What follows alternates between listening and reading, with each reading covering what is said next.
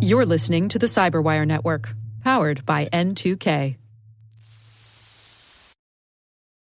Gianna Whitver here, co-host of the Breaking Through in Cybersecurity Marketing podcast on N2K CyberWire Network, here to interrupt your Thanksgiving break with just one little ad. We are hosting Cyber Marketing Con, a conference for marketers and go-to-market in the business side of cybersecurity, this December 8th through 11th in the beautiful city of Philadelphia, Pennsylvania, and also virtually. Get your ticket at cybermarketingconference.com or through our main website, cybersecuritymarketingsociety.com.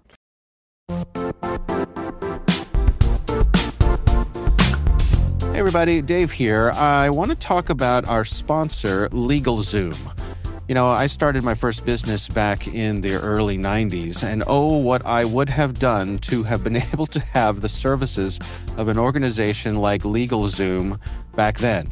Just getting all of those business ducks in a row, all of that technical stuff, the legal stuff, the registrations of the business, the taxes, all of those things that you need to go through when you're starting a business, the hard stuff, the stuff that sucks up your time when you just want to get that business launched and out there. Well, LegalZoom has everything you need to launch, run, and protect your business all in one place.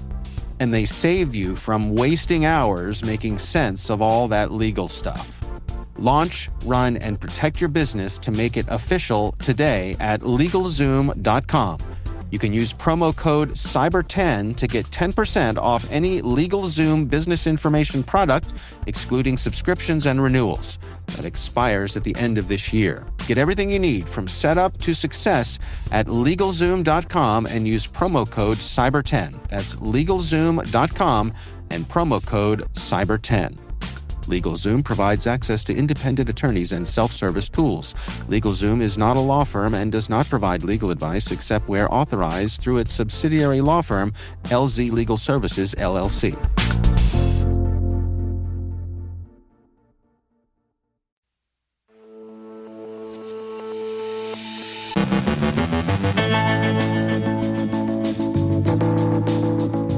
Blue Yonder continues to grapple with ransomware attack. AI-powered scams surged this shopping season. Gaming engine exploited to deliver malware. Chinese hackers ride the router wave. TikTok's beauty filter ban. Redefining cybersecurity education for the future. On our Industry Voices segment, Dave Bittner sits down with Damon Fleury, SpyCloud's Chief Product Officer, to discuss defending against what criminals know about you and the role of holistic digital identity in cyber defense. And when do cyber criminals start their holiday scheming?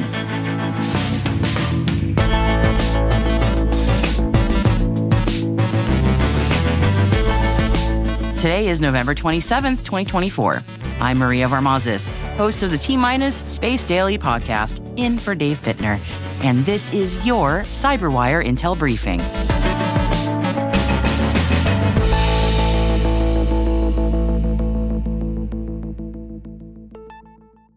Quick programming note for you all. Our team is taking the next 2 days off to stuff ourselves silly with turkey, cranberry sauce, and pumpkin pie, and then recover and eat more of the same as leftovers, and maybe do a little bit of shopping.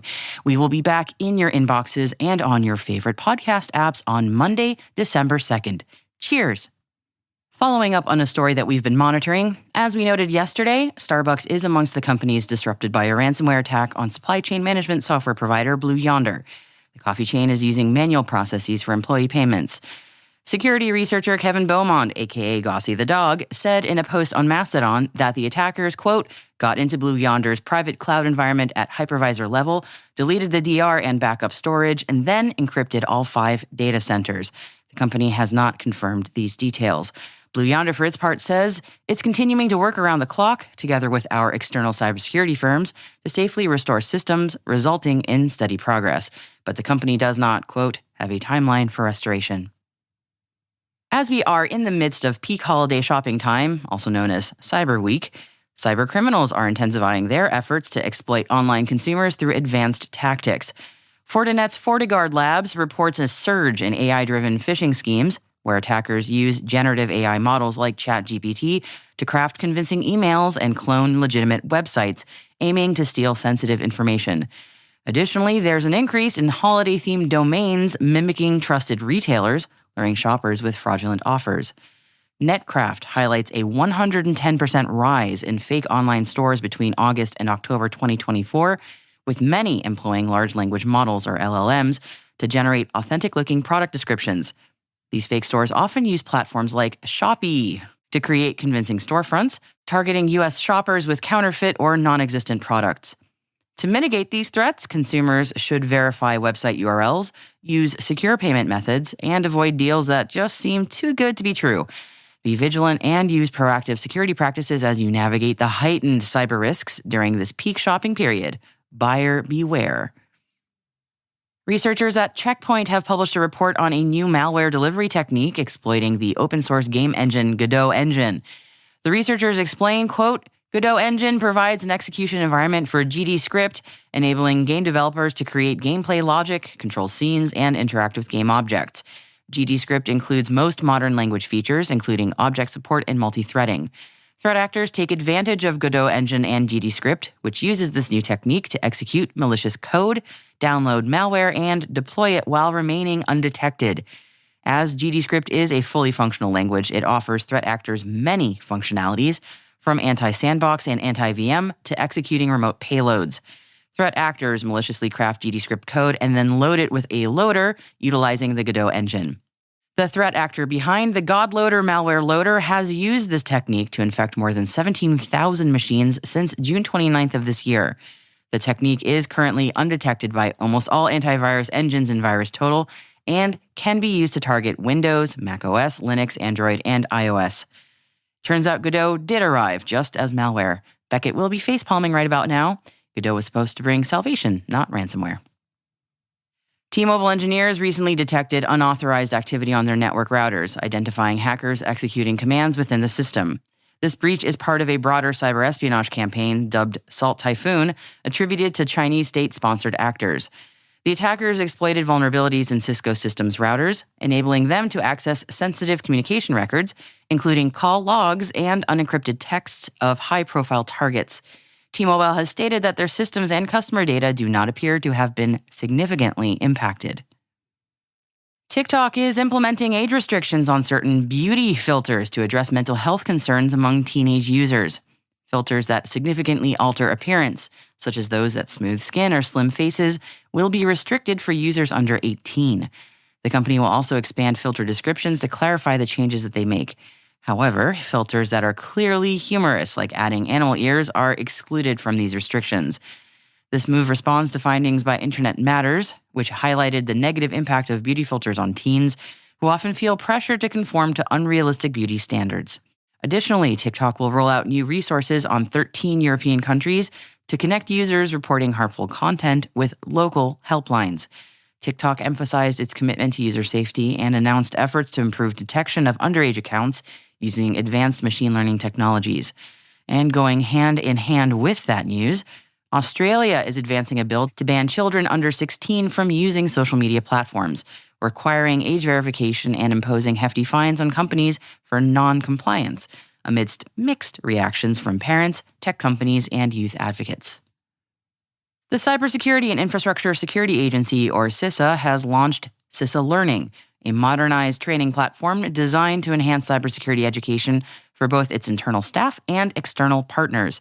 This platform replaces the previous Federal Virtual Training Environment, or FedVTE, offering a unified system that provides courses on topics such as cloud security, ethical hacking, risk management, and malware analysis. CISA Learning aims to serve as a comprehensive resource for the broader federal workforce, veterans, and other stakeholders, reflecting CISA's commitment to sharing its expertise and resources to strengthen national cybersecurity capabilities. In a significant crackdown on cybercrime, Interpol and Afripol's Operation Serengeti led to the arrest of 1,006 suspects across 19 African countries between September and October 2024. The operation targeted various cyber offenses, including ransomware, business email compromise, and online scams, uncovering losses exceeding $190 million and identifying over 35,000 victims. Notable cases include the dismantling of a $6 million Ponzi scheme in Senegal and the apprehension of individuals in Kenya linked to an $8.6 million banking fraud. This initiative underscores the growing sophistication of cyber threats and highlights the importance of international collaboration in combating cybercrime.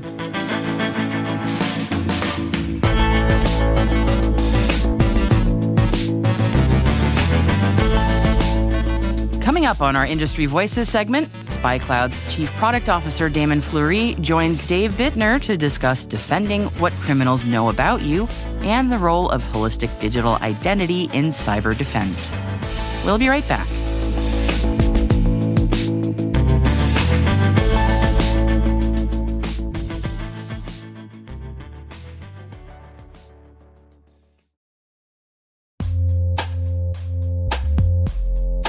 And now, a word from our sponsor, KnowBe4. It's all connected, and we're not talking conspiracy theories. When it comes to InfoSec tools, effective integrations can make or break your security stack. The same should be true for security awareness training. KnowBe4, provider of the world's largest library of security awareness training, provides a way to integrate your existing security stack tools to help you strengthen your organization's security culture. KnowBe4's Security Coach uses standard APIs to quickly and easily integrate with your existing security products from vendors like Microsoft, CrowdStrike, and Cisco, 35 vendor integrations and counting. Security Coach analyzes your security stack alerts to identify events related to any risky security behavior from your users. Use this information to set up real-time coaching campaigns targeting risky users based on those events from your network, endpoint, identity, or web security vendors. Then coach your users at the moment the risky behavior occurs, with contextual security tips delivered via Microsoft Teams, Slack, or email. Learn more at knowbefore.com/securitycoach. That's knowbefore.com/securitycoach. And we thank KnowBe4 for sponsoring our show.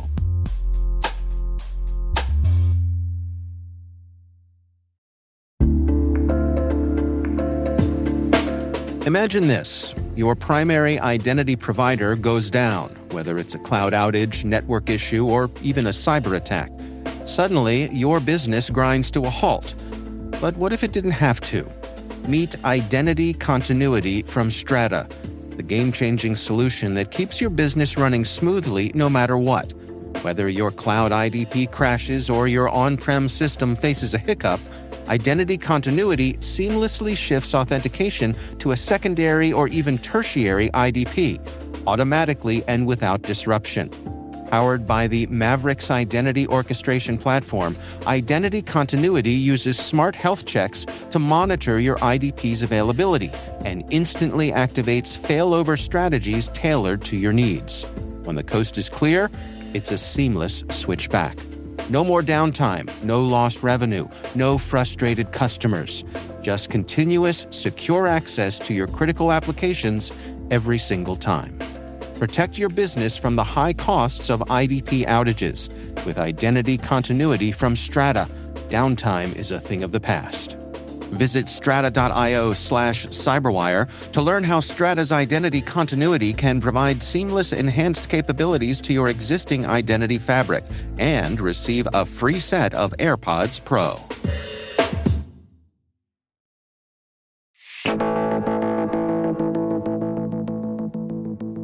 Today on our Industry Voices segment, we are joined by SpyCloud's Chief Product Officer Damon Fleury, who sits down with Dave to discuss defending against what criminals know about you and the role of holistic digital identity in cyber defense.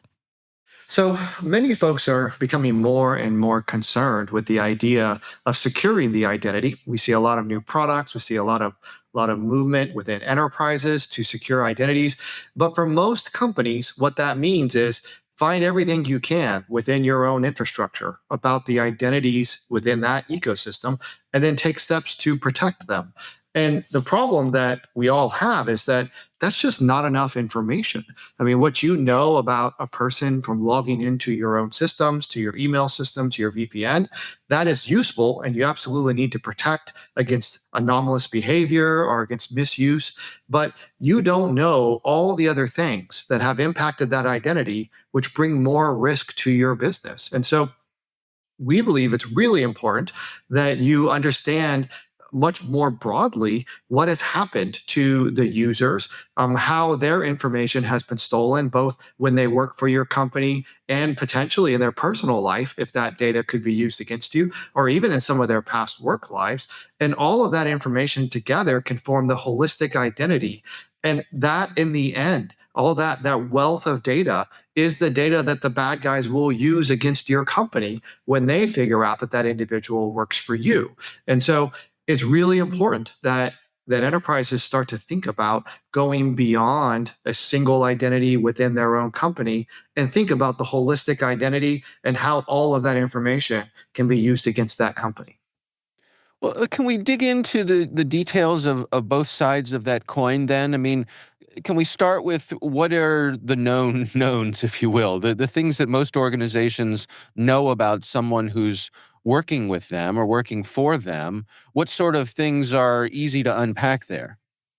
Yeah, so the known knowns would really be associated to their login behavior within the organization, and sometimes extend as far as their access patterns or their security hygiene. We do have a lot of efforts out there with varying levels of success that try to measure whether somebody's good at avoiding phish emails, for example, or have they passed their compliance training. And so those sets of things make up those types of things make up the kind of known as you're referring to it. Those are the things you can know about them in their work life within the company that they are currently working for that you are trying to protect. All right, well, then let's extend it to beyond that. What are the types of things that we want to explore? So going beyond that are, what are the full set of passwords that this employee has used throughout their professional life and their internet life that could also be used to access your organization? What are the things that this employee might do outside of their work life? For example, do they access illicit sites or known criminal sites? Has this employee repeatedly fallen prey to malware infections or to phishes? And these types of things, the bad guys know. I mean, the bad guys collect all this data and trade it amongst themselves constantly. And this is information that you may not be able to understand if you're only looking within the scope of your own infrastructure. Well, how do we go about collecting that sort of relevant information? Yeah, so that type of data, I mean, it's all about working with organizations that have access to the same data that the criminals do. And so, if some organizations, some larger enterprises, they will have their own groups that interact with the darknet, interact with those criminals to see what information is being traded. But it is really hard to go beyond just searching for your own company and to understand more about which aspects of other additional details of that individual's identity could be used against you. But that's what it takes at the end of the day to understand the full holistic identity. And so to us, the important thing here is that you gain access to this data in a way that your systems can operationalize it and react to it. And so really the best way is to work with a team of experts that are gathering this data all the time and then using it to help protect your business. What about privacy here? I mean, so, I can imagine an employee who maybe they're visiting a dating site or something like that, things in their personal life that they would like to keep personal. How do you walk that line? Yeah, that is definitely an important point to discuss. And the probably the key point here to remember is that that data, if it's being traded amongst criminal actors, has lost its element of key privacy. The darknet, elements of the darknet, criminals are using it. They have that information themselves, and they're going to use it against the business. That said, our companies, our enterprises still have privacy requirements where they're not interested in understanding those types of details about employees. They want to protect that privacy, even though something has happened and that individual has lost control of that data. That's not something you necessarily want to expose the enterprise to. So, it's the job of companies like SpyCloud is to, pull out only the relevant data points that are really important and present them in such a way that they can be used within infrastructure without exposing that company to any of those privacy challenging details. And so It's using the right filters. It's selecting only the data that's important to protect the enterprise, and then putting safeguards in place. Even though that data has lost a lot of its element of privacy, we still want to control it as much as we can going forward. Yeah, that's a really interesting point, how engaging with a third party can kind of insulate you from both the responsibility, but perhaps the liability of coming across information that you're not interested in. But I suppose it makes it a little more clinical as well. There's a little buffer zone there. Yeah. Yeah. I think that's a great way to think about this at the end of the day, is that, there are organizations that are set up well with the right legal structures and the right processes and procedures, which, can certainly be, a challenging aspect of the business, and can take the right steps to make sure that we're offering as much as we can around those privacy safeguards. Well, for the folks who are successfully integrating this sort of thing, can you contrast for me what it's like before and after, some of the benefits that they get for going down this path? I mean, I think the simplest way to characterize this is less compromises into their enterprise. When a bad actor is trying to get into your enterprise and they've selected a member of your IT team that may have administrative credentials, or a member of your leadership team, and they've decided to try to access the email or the VPN or look for any entry point, they then go and gather all the access details, session cookies, social engineering data, passwords that they might use to try to gain access to those types of accounts.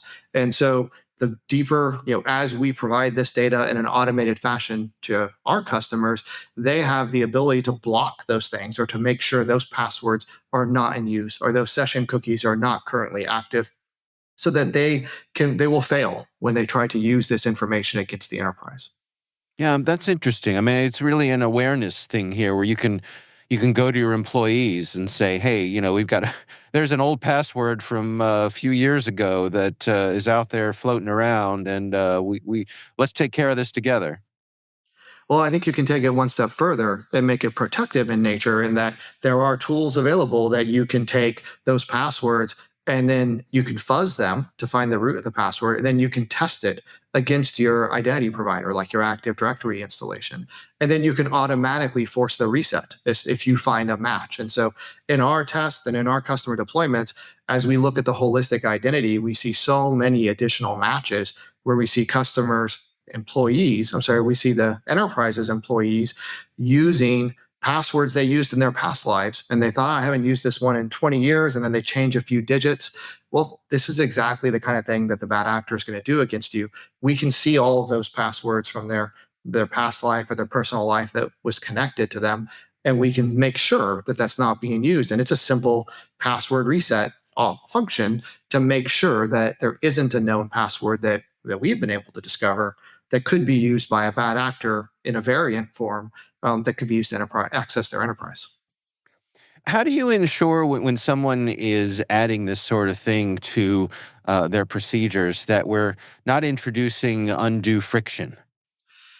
Yeah, I mean, there certainly is a little bit of friction that is added to the end user, and that they are forced to do a password reset, or they may be required to log in again. You can certainly introduce controls about how often you allow this to happen, but because we are limiting it specifically to the passwords we can connect to the end user.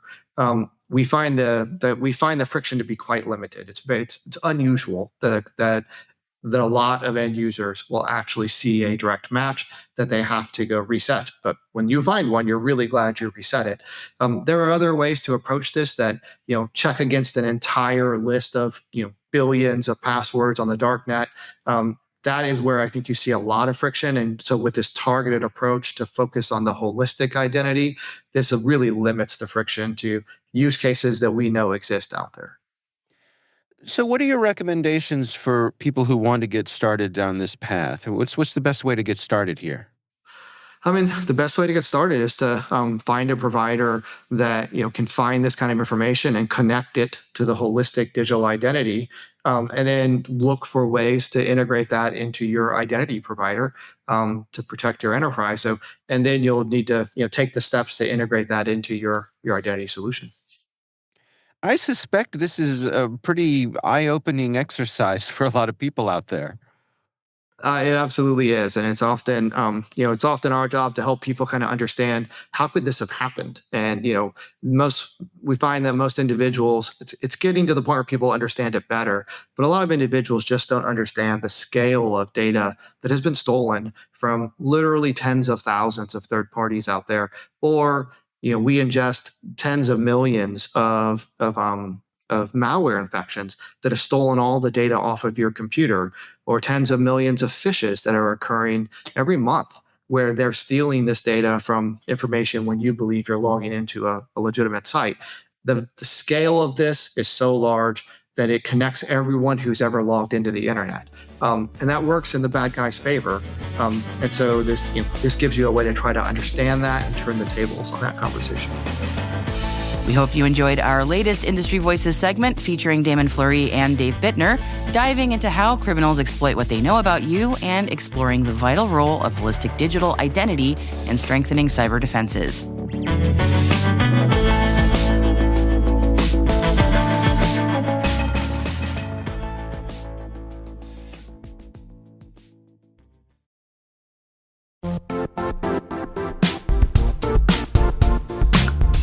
The IT world used to be simpler. You only had to secure and manage environments that you controlled. Then came new technologies and new ways to work. Now, employees, apps, and networks are everywhere. This means poor visibility, security gaps, and added risk. That's why Cloudflare created the first-ever connectivity cloud. Visit cloudflare.com to protect your business everywhere you do business.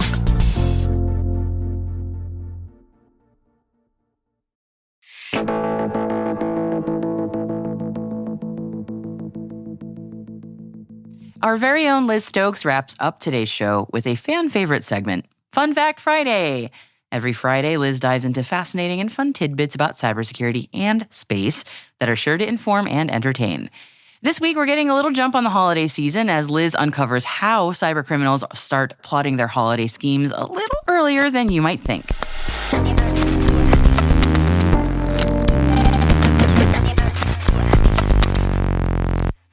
Welcome to a very special Fun Fact Friday. I'm your host, Liz Stokes, here at N2K CyberWire. This week, as the U.S. celebrates Thanksgiving, I want to take a moment and wish everyone a peaceful and joyful holiday season. Now, as we're all gearing up for the holiday hustle, let's talk about the real early birds of Black Friday. Spoiler alert, they're not after the deals. They're after your data. Believe it or not, cybercriminals start prepping for Black Friday scams as early as January. That's right, while you're just recovering from the holiday shopping, they're on the dark web searching for terms like Black Friday. By August, searches are at their lowest. But then in September, bam, those search numbers double as scammers get ready to pounce. So this year, remember, while you're shopping, they've been plotting for months. See you soon. If you enjoyed this week's fun fact, there's plenty more where that came from. Head over to our YouTube page to explore Liz's library of entertaining and insightful videos. Don't miss out. Check it out.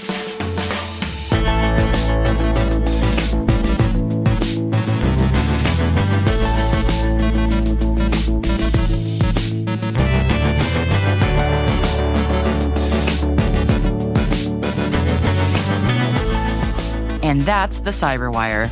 To links for all of today's stories, check out our daily briefing at thecyberwire.com. We'd love to know what you think of this podcast. Your feedback ensures we deliver the insights that keep you a step ahead in the rapidly changing world of cybersecurity. If you like the show, please share a rating and review in your podcast app. Please also fill out the survey in the show notes or send an email to cyberwire@n2k.com. We're privileged that N2K CyberWire is part of the daily routine of the most influential leaders and operators in the public and private sector. From the Fortune 500 to many of the world's preeminent intelligence and law enforcement agencies. N2K makes it easy for companies to optimize your biggest investment, your people. We make you smarter about your teams while making your team smarter. Learn how at n2k.com. This episode was produced by Liz Stokes. Our mixer is Trey Hester, with original music and sound design by Elliot Peltzman. Our executive producer is Jennifer Iben. Our executive editor is Brandon Karp. Simone Petrella is our president, Peter Kilpie is our publisher, and I'm Maria Varmazis in for Dave Bittner. Thanks for listening. We'll see you next time.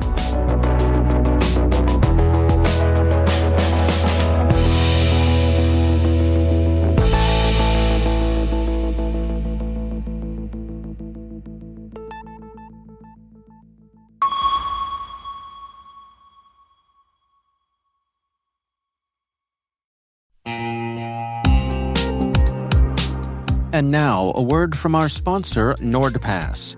NordPass is an advanced password manager from the team behind NordVPN, designed to help keep your business safe from data leaks and cyber threats. It gives your IT professionals control over who has access to your company's data and makes it easy for everyone else on your team to use strong passwords. Right now, you can go to www.nordpass.com/cyberwire for 35% off the NordPass Business Yearly Plan. Don't miss out on that.